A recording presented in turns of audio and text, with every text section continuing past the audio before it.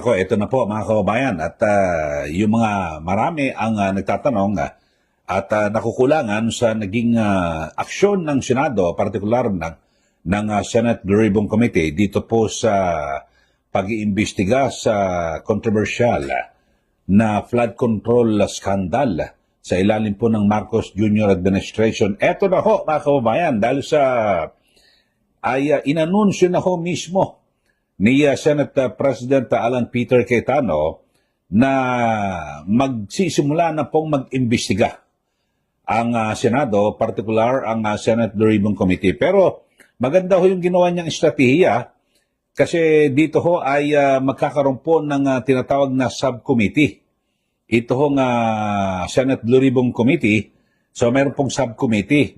At itong subcommittee na ito ay nakafocus lang po sa iisang issue, yung sa flood control scandal. Ang galing ko ng ginawa dito, no? Ni SP Cayetano. At eto ho, alam niyo ba kung sino mamumuno?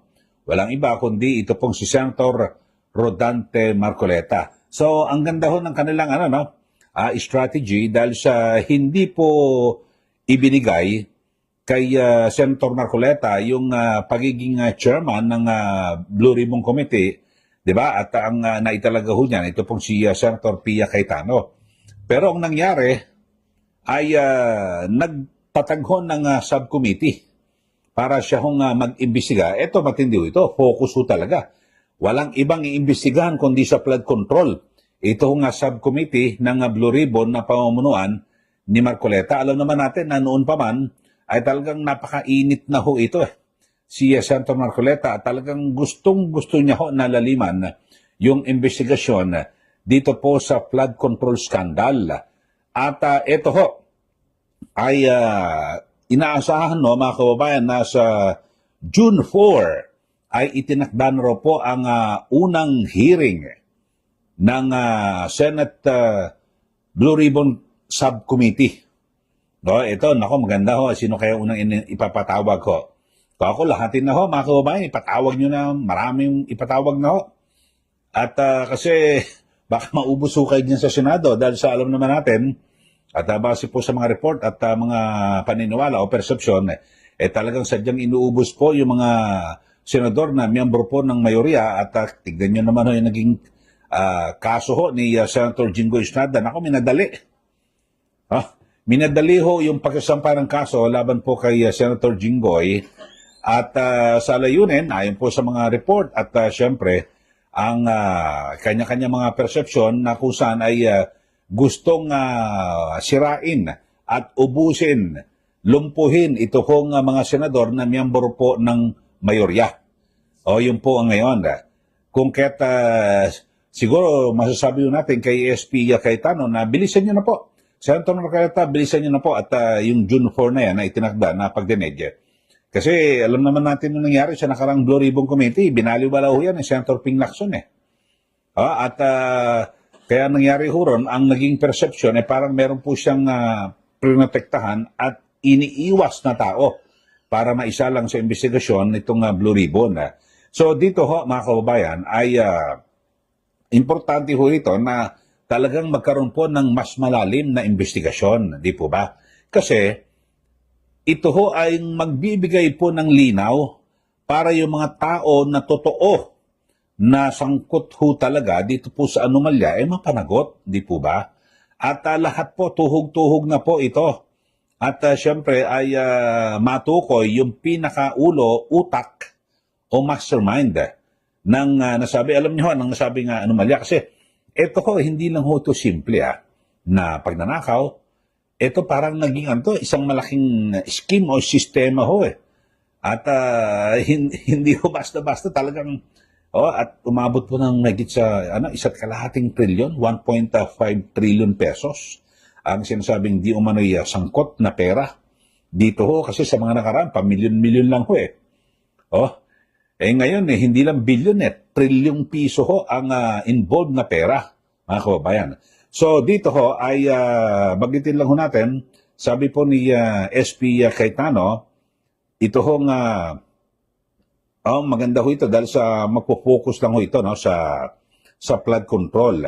sino-sino ba yung mga sangkot sa flood control na hindi pa ho na hindi ho na ipatawag diyan po sa Senado. Alam naman natin kung sino ho, di po ba?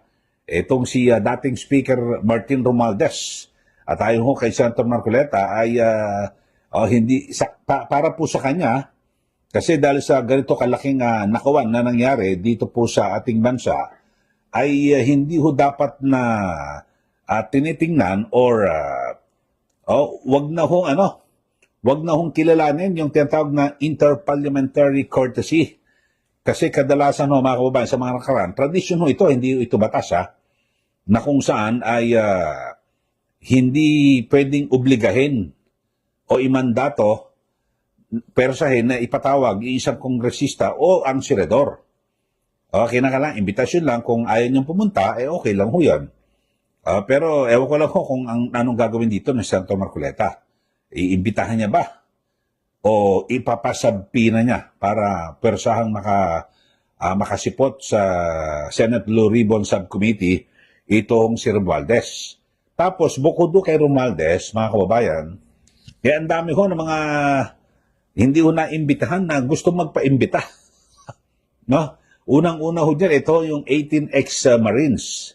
Dapat ho, itong 18 na sundalong ito, talagang paharapin po dyan sa Senado. At para maidetali po nila, paano ho yung naging sistema, yung sinasabi ho nilang yung pagdi-deliver po ng milyong-milyong pisong halaga na nasa maleta. Yun ho, at para mabunyag din ho yung mga pangalan, kung sino-sino ang mga nakinabang dito po, at tingnan ho natin. Kasi ngayon, ang issue ho rito sa anomalyang ito, sa flood control, yung kickback na ito, parang na-focus lang po ito sa mga senador. Ano nangyari sa mga kongresista?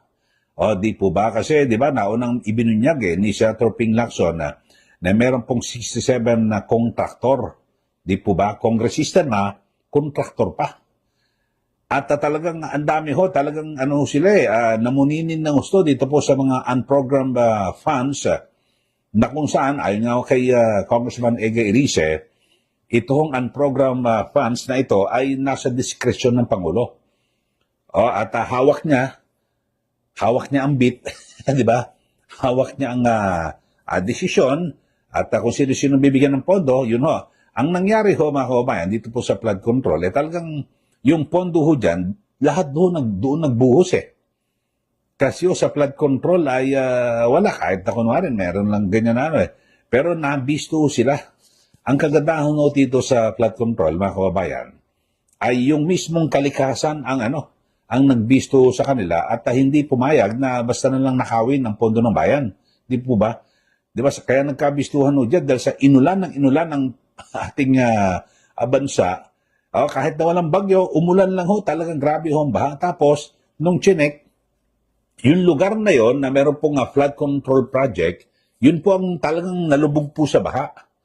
Ang sabi nga ho ng ilan nating kababayan, nung wala hong flood control project sa kanilang lugar, hindi na bumabaha Pero nung nagkaroon po ng proyekto, lalo pong bumaha. May mga ganun ho nangyari. Insidente dito po sa atin. Kaya napaka-importante ho na talagang dapat po ay maimbestigahan ng mabuti.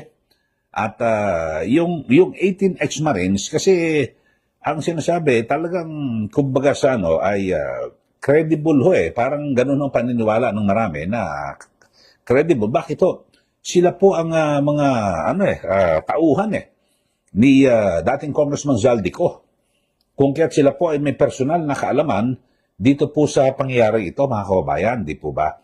So, kung kanino diniliber at base nga sa mga naunang report, may mga senador na deliveran at kung kaya't sa nakaraang mayorya, hindi po sila ipinatawag. Ewan lang ho natin ngayon kung ituturo ho ngayon yung mga senador na nakatanggap daw po ng maleta, pera, na nag-deliver doon sa kanyang opisina sa may Pasay. 5 maleta raw di umano, siguro banggitin ho nila. At alam nyo ho, ay personal ko nakita ho yung mga sundalo na yan at nakita ko rin narinig ko rin mismo yung mga panayam. Meron mo silang hawak ng mga ebidensya. may mga video po sila, may mga litrato. Kasi ang naging sistema raw po, ang sinasabi ho nila, ay ang instruction mo sa kanila ni Zaldico ay pag nag-deliver ng pera, kunan ng picture at video para sigurado na natanggap yung pera kung sino man, kasi baka biglang magreklamo ako, nasaan na yung yung pera. Kung walang ebidensya, di ba, mahirap po magbilangan kung ano-ano Boss, eto na, i-deliver na ng mga bata ko sa iyo. Ito yung litrato, ito yung video. Ganun pong nangyari, sinasabi. At syempre, wala naman mag-aakala sa kanila na sila po yung mabibisto. Ahantong, kasi umabot to ng mga ilang taon, di ba? Umabot na ng mga nasa 3 taon na yung pang-4 na taon, doon po nagkabistuhan. At nang sabihin ng Pangulo sa kanyang State of the Nation address na mahiya naman kayo. Kaya lang bumalik ko sa kanila at ito ang nangyari. So maganda ho ito mga kababayan na masimulan na po ng Senate Blue Ribbon Subcommittee itong investigasyon. Kasi di ba yung ICI, natatandaan nyo ho yung ICI na independent daw Commission for Infrastructure nag-imbestiga, retired justice pa ho ng una roon ano nangyari? Nasaan na yung kanilang report? Matapos pulusawin yung ICI na yan, ano nangyari? Nasaan na yung kanilang report? Yung kanilang resulta ng investigasyon na wala po Ano nangyari? Di po ba? So, wala. Alam nyo, ang laki ho ng budget ho natin dyan, na inilaan ng gobyerno. Milyon ang inilaan ng gobyerno dito po sa ICI na to. Pero wala ho nangyari. No, hindi nga ho natin nabalitaan kung kung sino-sino ba yung kanilang inirekomenda na kasuhan at kung saan ano ba nangyari sa mga naisalang sa investigasyon nitong ICI nito. Di ba? Kayo ho, may nabalitaan ho kayo. Ako wala akong nabalitaan. Ako nasa media na ako. Na kung saan wala ho Hindi ho sila, parang hindi ho sila nakapagtrabaho. Di ba? Ewan ko lang di ba? Yung Independent Commission for Infrastructure na yan. Ito ay yung kanilang operational funding na aprobado ay para sa 2025, 41 million pesos.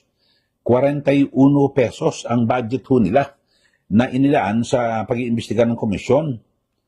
At nakafocus sila dito sa flood control at iba pang infrastructure projects. Pero anong nangyari?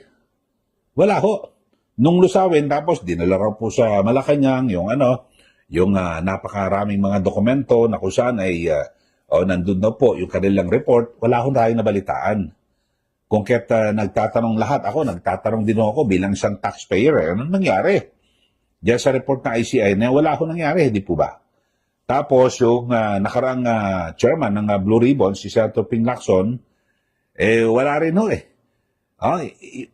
hindi ho itinuloy kasi may binabang itong aligasyon itong si Senator Rodante Marcoleta na baka nag-atubili dahil sa yung kaibigan di umano ni Senator Ping may aligasyon na, di ba? May aligasyon kasi yung 18 ex-Marines dito po kay Senator Tito Soto na di umano ay tumanggap do at diniliberan nila ng maleta.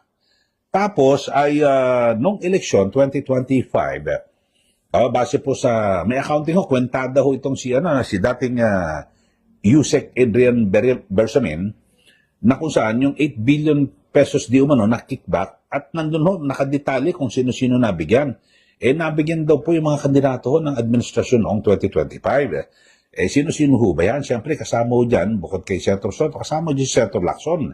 Kaya sabi ho ni Senator Marcoleta, baka ayaw ipatawag itong si Adrian Bersamin, baka masabi, ito kasama ka sa nakatanggap nakinabang. So, yun po ang naging pahayag ni Senator Marcoleta. So, tingnan ho natin kung saan hahantong ito hong panibagong investigasyon ng Senate Blue Ribbon Subcommittee na pamumunuan ni Senator Marcoleta. Bilis-bilisan nyo, Senator Marcoleta, kasi nagmamadali rin po yung mga gustong makasibat at wag mo silang mabunyag at masangkot dito sa flood control sa inyong pong pag-iimbestiga. Sa katunayan nga inuubos na po yung inyong mga kasamahan sa Senado. Yan po, inunahan na agad si Senator Jingo Estrada At sa mga susunod, magkakaroon daw, makakasuhan din at siyempre, maaaring makulong. Ito si Senator Chis Escudero, si Senator, itong si Senator Joel Villanueva. O yun no. Ang sabi nga ho ni, Ombudsman Boying Rimulya ay aabot daw po sa siya hanggang 10 senador ang sumasailalim sa investigasyon ng ombudsman. Ang dami naman ho nito mga kababayan, no? Talagang gustong walisin, no? At gulpihin, no, mga kababayan, no? Ito, naipost ko nga po sa aking Facebook page, so ayan, ho. Ang sabi ho niya, no? Ang sabi ho ni Ombudsman Boying Rimulya ay up to 10 senators under ombudsman investigation with more plunder at iba pang mga kaso. So, yun no, ay abangan natin. So, baka maubos po itong kasalukuyang mayorya. Pero, base po sa rules, ay hindi pa pwedeng patalsikin itong Senate President kasi kinakailangan maka-13 sila. 11 lang sila. Yung kasalukuyang minorya. So, abangan natin mga kababayan. At kayo ano masasabi niyo rito sa muling pagbubukas ng investigasyon ng Senate Blue Ribbon Subcommittee na pamumunuan ni Senator Marcoleta dito po sa flood control scandal na ito. Sige, magbigay.